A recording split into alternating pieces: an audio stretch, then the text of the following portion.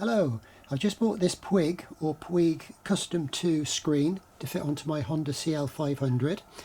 I get quite a lot of wind noise around the crash helmet. I've got an HJC and I'm just trying to see if I can reduce it slightly by directing the air over the top of my head. I do wear earplugs, but I do find that they tend to deaden the whole noise around me rather than just the wind noise. So I'd rather see if I can find out if this will be any better without it. No instructions anywhere. The only thing they supply is basically just a little exploded view, so you have to sort of work out how to do it. Doesn't look too difficult, but it might be fiddly, and I decided I'd video it just to help anybody that might in the future have a go. It might just save them a bit of fiddling about. It was 83 quid all in, so I'm not complaining about that. So I'm going to get set to fitting it now, and hopefully it'll help somebody in the future. Okay, first thing I'm going to do, I will be fitting these probably to there before I fit these onto the bar, but I just want to see, is if you look carefully here, these don't appear to be handed. So if you had them up like that, they would both go to the left side of the bolt. But I think you'll find that if you pull this little bung off the end, like so, you can take it off, turn it round and put it that way on, so that when they're fitted on the bike they are even. You've got one to the left side of the bolt and one to the right side of the bolt, and if you can see that properly, so it just looks a little bit more even. I've also just done a very quick check with these spacers, and on my particular bike I need to use the 4 thicker, 2 in one and 2 in the other, because if you use the thin ones at all, even with one of these, they won't grip the bar, so I actually need to use all 4 of these. So, right, so there's the bike. First thing I'm going to do is I'm going to put a great big sheet round there just to protect the tank should I drop the spanner or something similar. Just an old sheet, just thick enough to protect it. Okay, so what I'm going to do, I'm going to use this one on the left side. So I'm going to put the spacers on and fit them round the handlebars. I might have to do some adjustment because of the clutch cable, but initially I'm going to put 4 of the spacers in. So I just need to remove the 6mm bolt with its nut.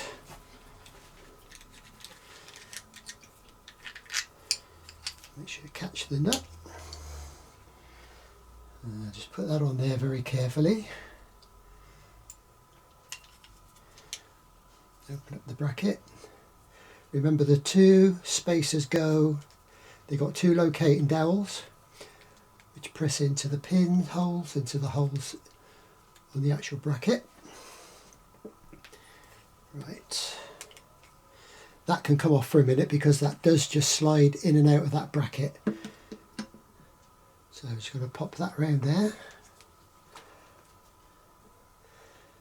Then push that back on. Like I say, I may have to go above or below the clutch lever in a minute. The clutch cable rather, so I have to bolt into the top. A little bit fiddly because you can't get your hands. Basically you need 3 hands, which I haven't got. Oh.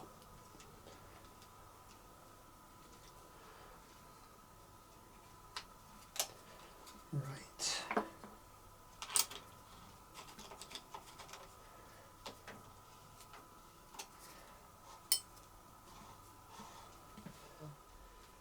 Right, I'll do the same with the right one, and I'll just loosely line up the screen and just see whether I need to move adjust anything around there.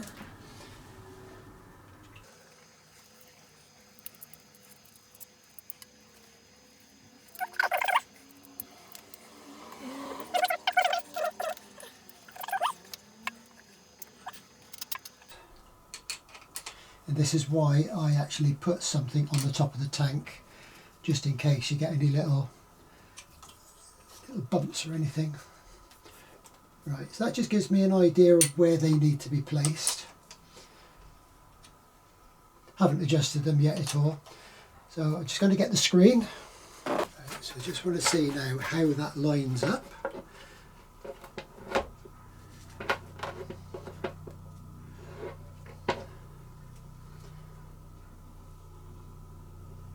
Actually, I think that looks pretty good where it is. So I'm just going to pop that on, and then you just push into the bracket there, and you've got the adjustment there.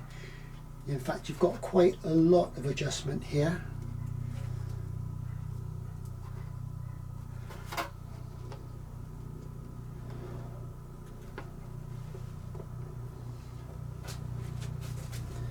I think that looks pretty good.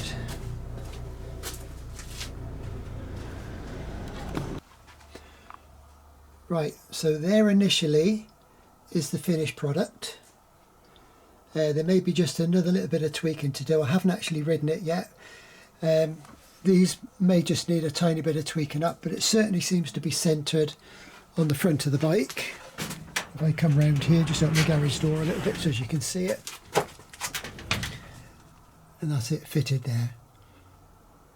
One little thing to realise, when you actually line it all up, if this is already fitted to your screen when it comes, don't assume it's dead centre, because it isn't. I had to tweak mine a bit. In fact, there may still be a little bit of tweaking to do here, but I shall ride it first and go from there. So thanks for watching this, and I'll say bye for now.